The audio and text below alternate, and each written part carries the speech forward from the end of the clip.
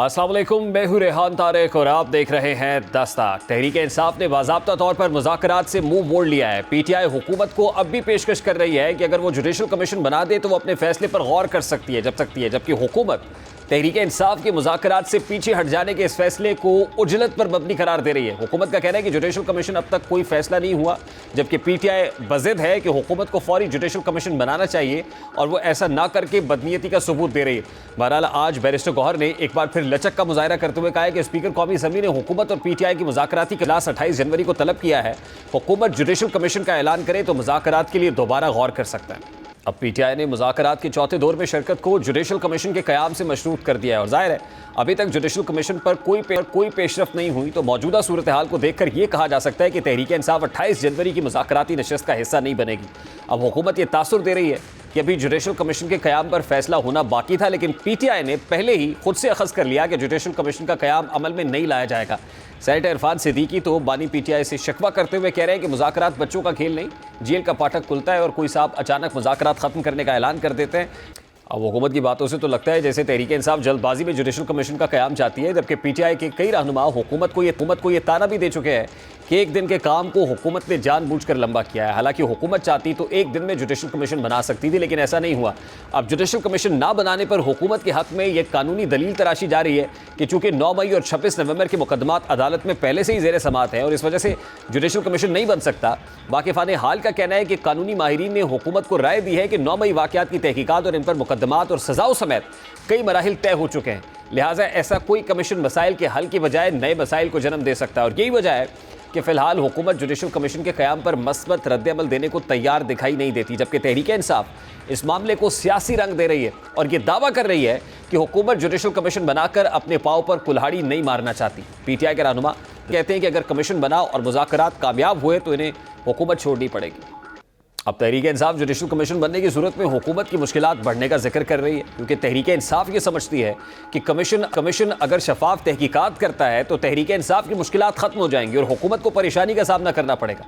जबकि हुकूमत ये दावा कर रही है कि तहरीक-ए-इंसाफ दर हकीकत कहीं और देख रही है, वो कभी सियासी डायलॉग नहीं करेगी। इस हवाले से वज़ीर दिफा ख्वाजा आसिफ मीडिया से गुफ्तगू करते हुए कहते हैं कि पहले दिन से मुज़ाकरात कामयाब नहीं होंगे। यानी ख्वाजा आसिफ के कहने का मतलब ये हुआ कि 9 मई का मामला अली अमीन गंडापुर के एतराफ़ के बाद फिक्स हो चुका है। अब पीटीआई इस मामले पर एनआरओ चाहती है। बहरहाल तहरीक-ए-इंसाफ के अचानक से मुज़ाकरात छूट जाने पर सियासी मंजरनामे पर यह असर तो पड़ा है कि फ़रीक़ैन के दरमियान अब डेडलॉक हो चुका है। अगर हुकूमत कमीशन बनाने का ऐलान कर देती है तो पीटीआई इस सूरत में दोबारा मुज़ाकरात की तरफ आ सकती है। अगर पीटीआई नज़रसानी नहीं करती तो फिर वो कोई ग्रैंड अलाइंस बना सकती है और फिर एहतजाजी तहरीक भी शुरू कर सकती है।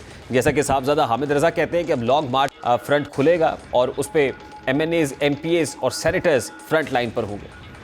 इस वक्त पाकिस्तान तहरीक-ए-इंसाफ के रहनुमा शौकत यूसुफ ज़ई साहब ने भी ज्वाइन किया। अस्सलाम वालेकुम यूसुफ ज़ई साहब, बहुत बहुत शुक्रिया आपके वक्त के लिए।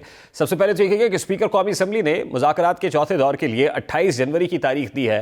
क्या पाकिस्तान तहरीक-ए-इंसाफ ने फैसला कर लिया कि चौथे दौर में शामिल नहीं होंगे, मुज़ाकरात के लिए नहीं जाएंगे?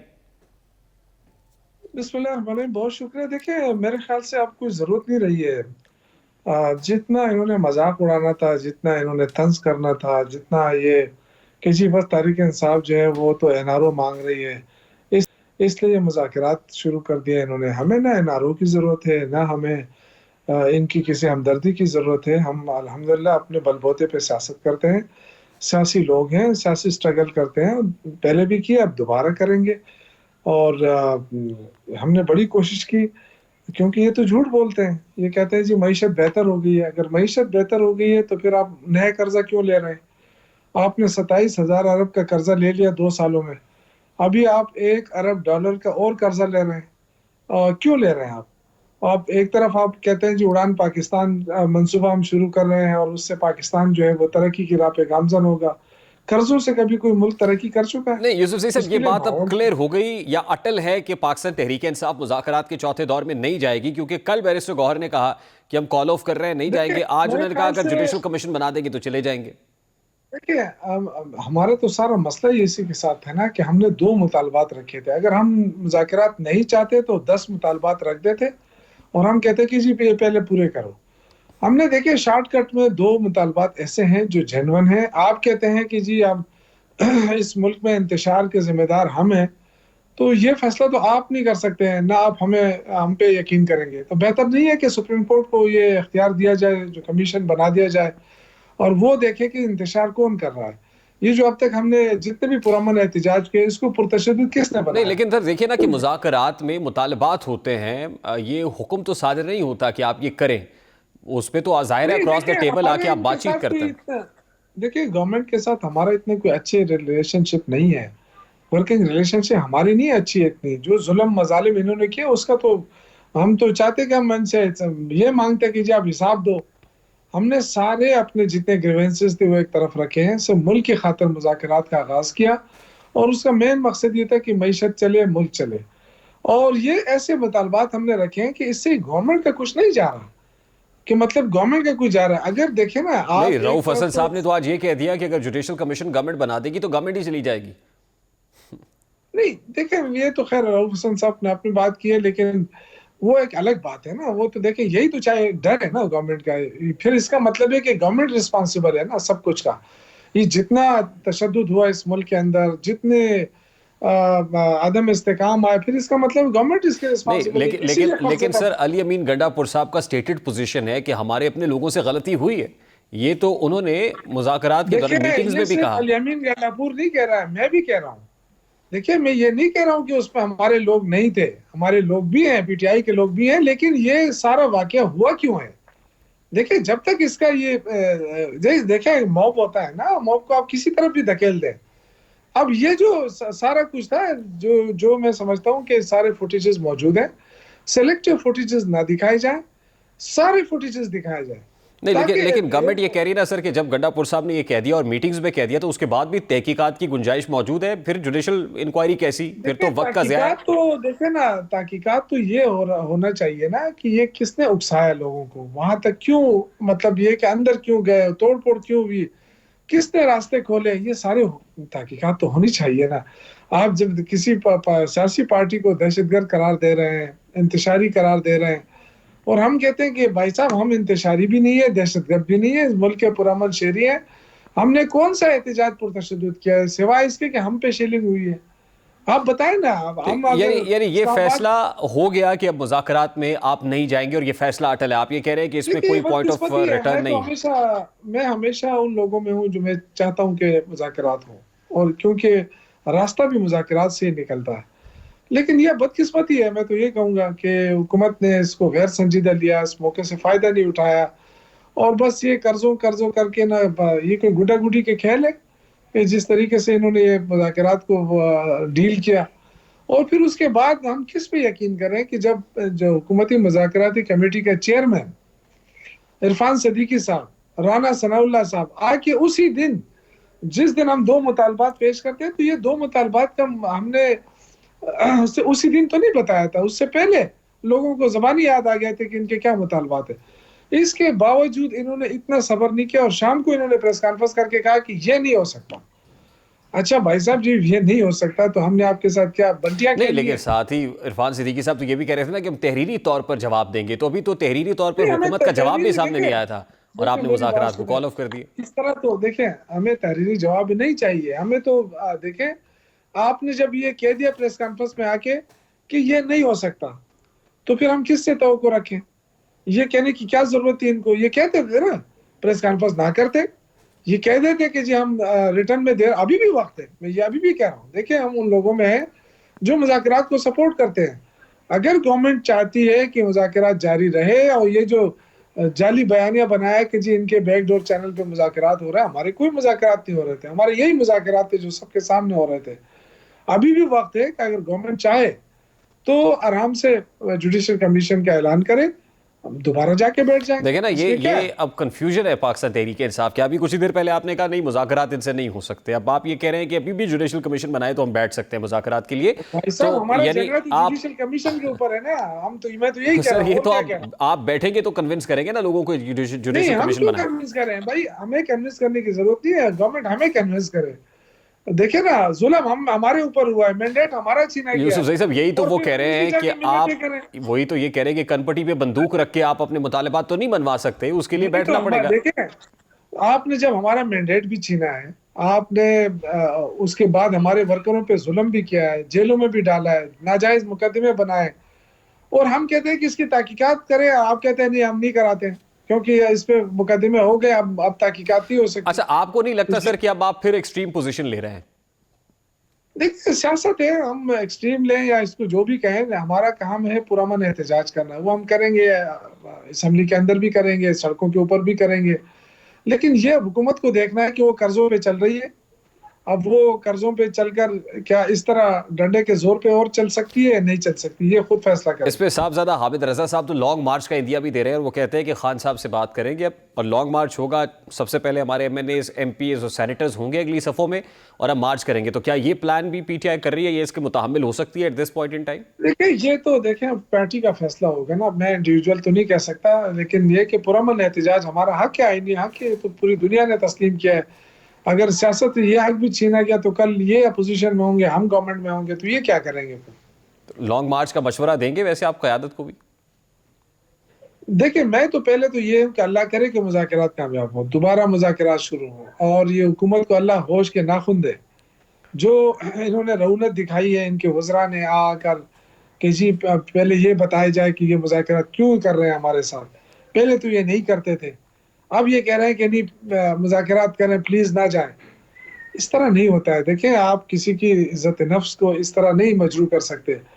बदकिस्मती है कि नून लीग के दुम पे पैर रखो ना तो ये सब कुछ मानने के लिए तैयार होती है। जैसे ही इनको वो करो, आजिज़ी दिखाओ, तो ये फिर आगे से शेर बन जाते नहीं, हैं। लेकिन इसके बावजूद लग यही रहा है कि मुज़ाकरात की जितनी ज़रूरत पीटीआई को है और किसी को नहीं है, और हुकूमत इस हवाले से कोई ज़्यादा ज़रूरतमंद नहीं है जितनी पीटीआई है।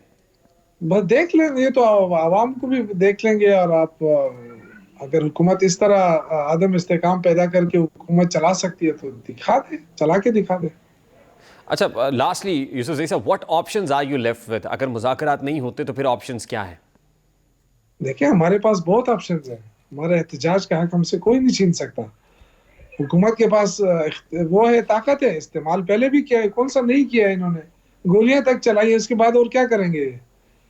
जेलों में लोगों को डाला है इन्होंने, लोगों को मारा है, घर तोड़े हैं, ट्रम्प कार्ड का कारोबार ऑप्शन भी तबाह आपके किए। पास है? ट्रम्प के औत लेने के बाद, हल्फ लेने के बाद, कुर्सी सदारत पे बराजमान नहीं, होने के बाद ये देखें कार्ड भी ट्रम्प इस्तेमाल कर सकते हैं? नहीं, हमने तो कम से कम नहीं करना है। वो एक अलग इशू है, जो ओवरसीज पाकिस्तानी वहाँ बैठे हुए हैं, वो पाकिस्तान के हालात पे परेशान है, और ट्रम्प के साथ अगर कोई बात की है तो ओवरसीज पाकिस्तानी ने की है, जो इस मुल्क को चला रहे हैं रेमिटेंसेस देकर। तो ये तो वो आप उनसे पूछा जाए। बाकी तहरीक इंसाफ जो है वो अदालती जंग लड़ रही है, आपके सामने। हाँ, इंसानी हकूक की वायलेशन होगी तो दुनिया इनसे पूछेगी, और पूछ रही है इनसे। अच्छा, वैसे यूसुफ ज़ई साहब, लास्टली कितना इंटरेस्टिंग है कि किसी वक्त वो आपके पास थे, आप नैब अमेंडमेंट्स के ऊपर कहा करते थे हमसे एनआरओ मांग रहे हैं, आज बिल्कुल वही पोजीशन पीटीआई की बनी हुई है और आपको सफाइयां देनी पड़ रही है कि नहीं हम एनआरओ या ढील नहीं मांग रहे, जैसे उस नहीं, वक्त हमें कहीं तो ये कोई इस सफाई वक्त देने उस वक्त की देखिए ना, ऑपोजिशन जो हमें आज की सफाई हुकूमत है देने वो की सफाइयां जरूरत है। देती थी। नहीं, ना हमें सफाई देने की जरूरत है, ना हम उनसे सफाई मांग रहे हैं, और ना ही हमारा उनका केस है कि वो करप्शन के अंदर अंदर थे। हमें सियासी तौर पे इंतकाम का निशाना बनाया जा रहा है। ये सारे केसेस देखिए, अलकादर ट्रस्ट केस है, उसको 190 मिलियन पाउंड्स का केस बना दिया, सिर्फ इसलिए कि इमरान खान एक ईमानदार लीडर है, उसको ये साबित किया जाए कि ये भी तो हमारी तरह है। ये बिल्कुल गलत है। दूध का दूध पानी का पानी हो जाएगा इंशाल्लाह ताला जब ये केस आला अदालतों में जाएंगी। अभी फिलहाल तो देखें ना, अपने मर्जी के जज बिठा के, मर्जी के जज फैसले दिला के, ये सारी दुनिया देख रही है। जितने वायलेशन इस वक्त हो रही है आईन कानून की और जमहूरियत की, तो ये वायलेशन तो हमने जो मार्शल में भी नहीं देखा है, इतना जुल्म तो नहीं हुआ है। बहुत बहुत शुक्रिया शौकत यूसुफ ज़ई साहब हमारे साथ मौजूद थे। जहां हुकूमत को तहरीक इंसाफ की मज़ामत का सामना है, तो वहीं पर हुकूमत के इत्तेहादियों से भी हुकूमत को गर्म हवा के झोंके आ रहे हैं। पीपल्स पार्टी जो हुकूमत की मरकज़ी इत्तेहादी जमात तो है, लेकिन हुकूमत बनने से अब तक वफाक में अपनी इत्तेहादी जमात के तहफ़्फ़ुज़ात को दूर नहीं कर सका है। दिलचस्प बात यह है कि पीपल्स पार्टी हुकूमत की पॉलिसियों से अपने आप को फासले पर रखे हुए है, लेकिन इसके बावजूद हुकूमत के कंधे पर अपना हाथ रखे हुए है। ज़ाहिर है पीपल्स पार्टी अगर हुकूमत से हाथ खींच ले तो ऐवान में हुकूमत के नंबर अब गेम इतनी कम हो जाएगी कि वो अपने वजूद को कायम नहीं रख पाएगी। अब जैसा कि पीपल्स पार्टी विफाक से हुकूमती मामलात में मशवरा ना करने पर नाला दिखाई देती है, हर कदम पर वो हुकूमत के हर मंसूबे पर तनकीद के नश्तर भी चलाती जा रही है, गुज़श्ता दिनों में पानी की तकसीम के मामले पर हुकूमत और इत्तेहादी जमात पीपल्स पार्टी आमने सामने रहे और आज पीपल्स पार्टी की मरकजी मजलिस आमला के इजलास में अरकान की अक्सरियत ने नून लीग की हुकूमत छोड़ने के हक में दलाइल भी दिए हैं। यानी पीपल्स पार्टी ये समझ कि हुकूमत की सम दुरुस्त नहीं है और अगर ऐसे में वो वफाकी हुकूमत में बाकायदा शामिल हो गई तो इसका सियासी खमियाजा पीपल्स पार्टी को भी चुकाना पड़ेगा। यही वजह है कि जब बिलावल साहब से आज ये पूछा गया कि वो कैबिनेट में शामिल होंगे तो बिलावल साहब ने इसकी तरदीद कर दी। अभी क्योंकि पाकिस्तान पीपल्स पार्टी के सेंट्रल एग्जीक्यूटिव कमेटी का इजलास हो रहा है और सदर मुमलिकत आसिफ जरदारी भी इस इजलास में शिरकत के लिए पहुंच गए हैं। कादिर खान मंदुखेल साहब पाकिस्तान पीपल्स पार्टी के रहनुमा इस वक्त हमें ज्वाइन किए हुए हैं। अस्सलाम वालेकुम कादिर मंदुखेल साहब, बहुत बहुत शुक्रिया आपके वक्त के लिए। सर, सबसे पहले तो क्योंकि पाकिस्तान पीपल्स पार्टी की मरकजी मजलिस आमला सेंट्रल एग्जीक्यूटिव कमेटी का बड़ा लॉन्ग ड्यू इजलास हो रहा है, तो कुछ बड़े फैसले भी एक्सपेक्ट किए जा सकते हैं आज? देखिए, अभी तो कुछ नहीं कहा जा सकता है कि एलामिया जब जारी होगा तो आपको भी पता चल जाएगा और क्योंकि मैं कमेटी का मेंबर हूं तो मुझे भी पता चल जाएगा। लेकिन मुतालबात वही है नून लीग से जो पहले दिन से है। जब पहले दिन से पंजाब में जो हमारे MNA MBA थे वहां हमारे जो एंटी पीपल्स पार्टी अफसरान ने उनको लगाया गया। अभी उसके ऊपर मुज़ाकराती कमेटी का दौर चल ही रहा था कि नया शोशा छोड़ दिए कि दरिया सिंध से 6 कैनाल निकालने का। अब 6 कैनाल अगर दरिया सिंध से निकल जाएंगे तो वो सिंध पहले से जो है ना खुशहाली का सामना कर रहा है, तो बलूचिस्तान और सिंध में जो है ना मजीद जो है ना वो पानी नहीं मिलेगा जो कि ऊपर से कम आ रहा है। उसके बाद जो 2 सूबों में हमारी हुकूमत है जहाँ समंदर लग रहा है वहां पे सी अथॉरिटी बना ली है और उसमें हमसे मशावरत नहीं किया गया है। जहां K4 मनसूबा कराची में है वहां 25 साल से अल्तवा है मुख्तलिफ वफाकी हुकूमतों में इंक्लूडिंग मुस्लिम लीग नून की हुकूमत वो अपने हिस्से का फंड नहीं दे रहे हैं। K5 मनसूबा हमने बनाया था जहां मेरे और शहबाज शरीफ साहब कालका पड़ता है NA 242 बल्दिया टाउन, वहां के लिए शहबाज शरीफ साहब ने ऐन वक्त पे इनकार कर दिया फंड देने से। और इसके अलावा जो सैलाब ज़दगान है जहाँ 21 लाख मकानात बन रहे हैं वहां वफाकी हुकूमत अपना हिस्सा नहीं दे रहे। तो बहुत सारे हमारे गिले शिकवे हैं। तो देखिए CAC क्या फैसला करती है इस हवाले से। मेरी अपनी जाती ख्वाहिश तो ये है कि हमें मुस्लिम लीग नून की हुकूमत से निकलना चाहिए। अभी जो खबर आ रही है सेंट्रल एग्जीक्यूटिव कमेटी इजलास से वो यही है कि बहुत से अरकान ये दलाइल दे रहे हैं कि उन्हें वफाकी हुकूमत का साथ नहीं देना चाहिए या उसका हिस्सा नहीं होना चाहिए।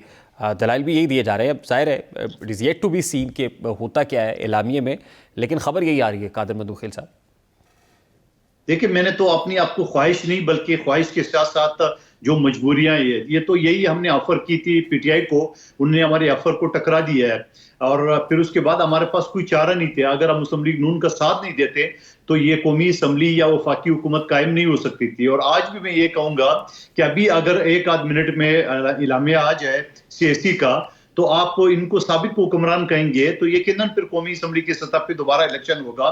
लेकिन जहां तक मेरे ख्याल है तमाम दलाइल के बावजूद मुस्लिम लीग नून खुद भी हमसे जान छुड़ाना चाह रही है। उनका ये ख्याल है कि कौमी असम्बली की 148 जनरल सीटें पंजाब में उनको फोकस है मियां नवाज शरीफ साहब की मरियम बीबी का, क्योंकि नवाज शरीफ साहब वफाकी हुकूमत को पहले दिन से ओन करने के लिए तैयार नहीं है।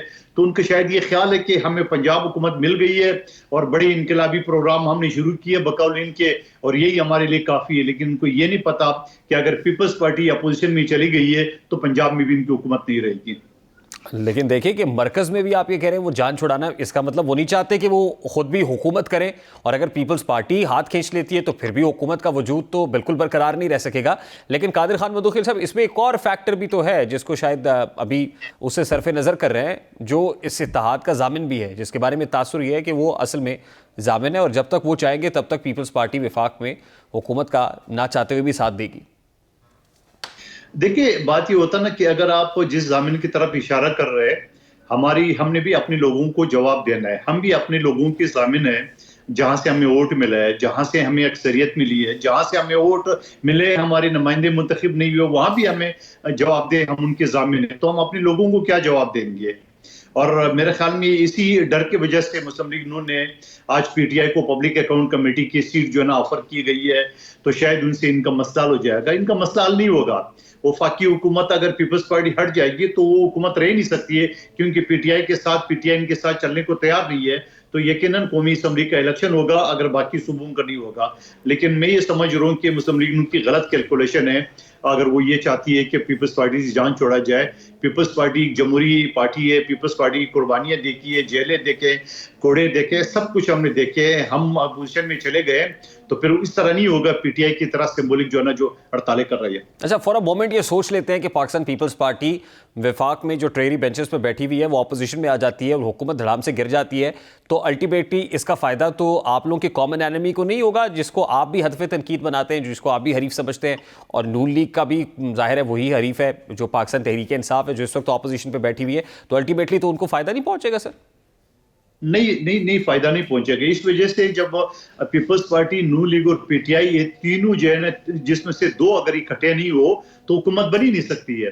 आप मुझे बता दें कि अगर पीपल्स पार्टी पीटीआई को सपोर्ट ना करे तो पीटीआई किस तरह हुकूमत बना सकती है? 169 वोट दरकार है वज़ीर आज़म की सीट के लिए। लेकिन उनका मुतालबा तो ये है ना सर, उनका मुतालबा तो नए इलेक्शंस हैं, क्योंकि वो समझते हैं कि हुकूमत इलिजिटिमेट है, फॉर्म 47 की गवर्नमेंट है और इलेक्शंस होने चाहिए, तो एक तरह से मुतालबा तो पूरा हो जाएगा ना ये। देखिए, मैं तो खुद आपके सामने नाराज बैठा हूँ। फॉर्म 47 में मुस्तफा कमाल साहब को बिठा दिया है, सारे सबूतों दलाल के बावजूद आज तक मेरी दरखास्तों पर फैसला नहीं हो रहा है। मेरी तो ख्वाहिश है कि वो ये वफाकी हुकूमत या कौमी असम्बली आज ही टूट जाए तो पता चल जाएगा कि असल फॉर्म 45-47 में कौन लोग आते हैं। या एमक्यूएम का तो सफाया हो जाएगा पूरा कराची से, उनको तो कुछ नहीं मिलेगा। बाकी ये कि देखते हैं बाकी सूबों में पीपल्स पार्टी का क्या सूरत हाल रहेगा, वो आपके सामने रहेगा इंशाल्लाह। अच्छा, अब क्योंकि सेंट्रल एग्जीक्यूटिव कमेटी का इजलास जारी है और खबरें भी आ रही हैं, वहाँ से जो ताज़ा खबर आ रही है, news out from the CEC meeting है, इसके पीपल्स पार्टी ने ये फैसला कर लिया है कि मसाइल के हल के लिए दोनों तरफ से जो मुज़ाकराती कमेटियां बनी थी, नून लीग की साइड से और पीपल्स पार्टी से, उन मुज़ाकराती कमेटियों को तहलील कर दिया जाए, तो इसका क्या मतलब समझा जाए कादिर मंदुखेल साहब? देखिए, इसका मतलब तो ये है, मैं पहले ही आपके सामने अर्ज कर चुका हूँ, जब पंजाब की सतह पे हमारी मुज़ाकराती कमेटी की मुज़ाकरात चल रहे थे तो ये 6 कैनाल का शोशा क्यों छोड़ा गया? अभी 6 कैनाल का शोशा खत्म ही नहीं हुआ तो जाके वो सी अथॉरिटी बना ली है।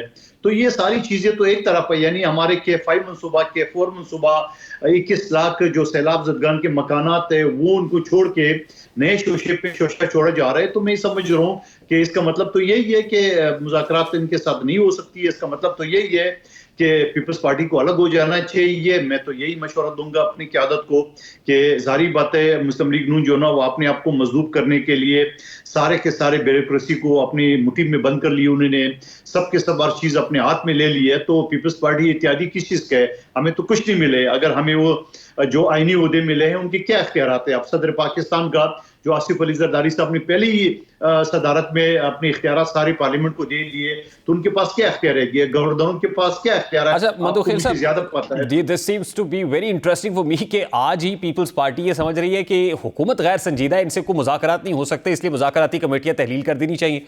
उधर पाकिस्तान तहरीक इंसाफ भी यही कह रही है कि इनसे मुज़ाकरात नहीं हो सकते, ये गैर संजीदा लोग हैं, इसलिए हम चौथे दौर में शामिल नहीं होंगे। तो यहाँ पे आके पीपल्स पार्टी और पीटीआई, तो लग रहा है कि ये यहाँ पर ये मुश्तरक बात है इन दोनों की, तो किसी जगह पर आपको लगता है पीपल्स पार्टी और पीटीआई का कोई अलायंस भी हो सकता है?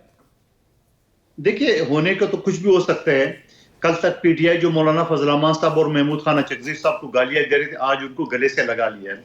कल तक जो एमक्यूएम को गालियां दे रहे थे, पिछली हुकूमत में साथ थे। तो सियासी पार्टियों के आपस में कुछ भी हो सकते हैं, लेकिन मैं ये समझ रहा हूँ कि पीटीआई की जो बात आपने की है, उनकी जो चोर दरवाजे से उनकी मुज़ाकरात चल रही थी वो नाकाम हो गए। इस वजह से उन्होंने 7 वर्किंग डेज की बजाय 7 डेज तस्वर करके और इनकार कर दिए। लेकिन मेरे ख्याल में आज उनको थोड़ा दाना डाल दिया मुस्लिम लीग नून ने, वो पब्लिक अकाउंट कमेटी का चेयरमैन इनको दे दिए जुनैद अकबर साहब को। तो मैं ये समझ रहा हूँ कि मुस्लिम लीग नून भी हाथ बढ़ा रहा है कि अगर पीपल्स पार्टी निकल जाए तो शायद पीटीआई उनके साथ एहतियात कर ले, जो कि मुझे नामुमकिनात में नजर आ रहा है। ये तो इंतहाई नामुमकिन सी बात लगती है, अनलाइकली टू हैपन। देखिए ना, पीएमएलएन की जो पॉलिटिकल बेस है वो भी पंजाब में और पीटीआई की जो बेस है वो भी पंजाब में है। अगर लाइकली कुछ हो सकता है वो तो पीपल्स पार्टी और पीटीआई लगता है कि हाथ मिला सकते हैं किसी भी जगह पर जाके। देखिए, मैंने कहा मुमकिनात पे कुछ भी हो सकता है, लेकिन ये है कि फिलहाल तो कोई बात नहीं। हमने तो गैर मशरू तौर पे 2024 के इलेक्शन के बाद भी हमारे सीनियर खुर्शीद शाह साहब ने उनसे मुलाकात की, उनको बात बताई है, लेकिन उन्होंने उसको रद्द कर दिए। लेकिन मजबूरी में हमें नून लीग का साथ देना पड़ता। लेकिन हमारे लोग, चाहे सिंध के हो, बलूचिस्तान के हो या पंजाब के हो, हमारे लोग पीपल्स पार्टी के, वो कभी भी खुश नहीं है, ना पहले खुश थे ना आज खुश है। ये बात नहीं है कि हम आज मुद्दा उठा रहे हैं। आप पुराने हमारे लोगों के बयान देख ले, मुझ समेत, हम हमेशा ये कहते थे कि नून लीग के साथ हमारा नजरिया नहीं मिलता है, उनके साथ हमारा कुछ सोच ही नहीं मिलता है। तो लिहाजा मजबूरी में हमने जो सपोर्ट किया, और यही वजह है कि बिलावल साहब ने काबीना में शमूलियत में इनकार कर दिया। यानी आज आप ये समझते हैं कि ये कंक्लूसिव मीटिंग होगी और कोई ऐसा डिसीजन जरूर आ जाएगा, क्योंकि इससे पहले हमने वो एक्सचेंज ऑफ वर्ड्स तो देखा है, वॉर ऑफ वर्ड्स तो हुई है, लेकिन आपको लगता है आज कंक्लूसिव कोई ना कोई ऐसा फैसला जरूर हो जाएगा जिससे ये साबित हो जाएगा कि ये इत्तेहाद गैर फितरी था? देखिए, मैं कहूँ कि ये तो सीएसी का फैसला है, क्या कर सकती है। हो सकता है, ये भी हो सकता है कि एक और मुज़ाकरात के चांस उसको दिया जाए या कोई डेडलाइन दिया जाए। ये भी हो सकता है कि वो कहते हैं नहीं जी, एनफ इज एनफ हो, क्योंकि हमारे मुतालबात पहले दिन से जो मौजूद है उसमें से एक भी हल नहीं हुआ और मजीद जो है ना वो मसाइल हमारे लिए बढ़ा रहा है। तो मैं ये समझ रहा हूँ कि दोनों बातें हो सकती है, जो भी हमारी सीएसी का फैसला होगा यकीनन वो सामने आ जाएगा। अच्छा मंदोखिल साहब, लास्टली आपको लगता है एक तरफ तो पीटीआई आंखें दिखा रही है, दूसरी तरफ इत्तेहादी पीपल्स पार्टी भी नाराज है, तो इस वक्त जो सबसे ज्यादा प्रेशर में होगी वो नून लीग होगी या शहबाज शरीफ साहब होंगे? आपको लगता है ऐसा? मेरे ख्याल में खुशफहमी में है। शहबाज शरीफ साहब जो है ना खुशफहमी में है। उनका ये ख्याल है कि जिनकी तरफ आप इशारा कर रहे थे कि वो हमारा जामिन है, पीपल्स पार्टी कुछ भी नहीं कर सकती है, तो उनको ये खुशफहमी है। तो मेरे ख्याल में इनका खुशफहमी दूर हो जाना चाहिए आज। ठीक, बहुत बहुत शुक्रिया कादिर खान मंदोखिल साहब, पाकिस्तान पीपल्स पार्टी के मरकजी रहनुमा। मंदोखिल साहब हमारे साथ मौजूद थे और जाहिर है पाकिस्तान पीपल्स पार्टी की सेंट्रल एग्जीक्यूटिव कमेटी का इजलास, और जब पीपल्स पार्टी से पूछते हैं तो वो कहते हैं हमारी मरकजी मजलिस आमिला फैसला करेगी। तो आज मरकजी मजलिस आमिला है, सदर ममलिकत पाकिस्तान पीपल्स पार्टी की सीईसी मीटिंग में शिरकत के लिए पहुंच चुके हैं और कुछ इंपॉर्टेंट डिस्कशन भी चल रही है, जो खबरें वहाँ से आ रही हैं। अब देखते हैं कि एलामिया में क्या बात सामने आती है या जो मीडिया टॉक होती है उसमें क्या बात की जाती है। एक और अहम मामला है जिसको लेके पाकिस्तान पीपल्स पार्टी को इस हुकूमत पे एतराज़ है, और वो है पीका एक्ट का। पीका एक्ट से मुतालिक जो तरमीम की गई हैं, पाकिस्तान पीपल्स पार्टी शकवा कुनाय और ये समझती है कि इसमें उनका रोल नहीं है, ये हुकूमत से पूछना चाहिए। आज भी सहाफ़ियों ने खासा एहतजाज किया। पाकिस्तान तहरीक इंसाफ तो इस पर एतराज़ कर ही रही है। अब एक ऐसे मौके पर जब सहाफ़ती तंजीमें एहतजाज कर रही थी आज, तो फिर अपोजिशन यानी पाकिस्तान तहरीक इंसाफ इस पर क्या वर्जन देती है, ज़रा वो भी आपको दिखाते हैं।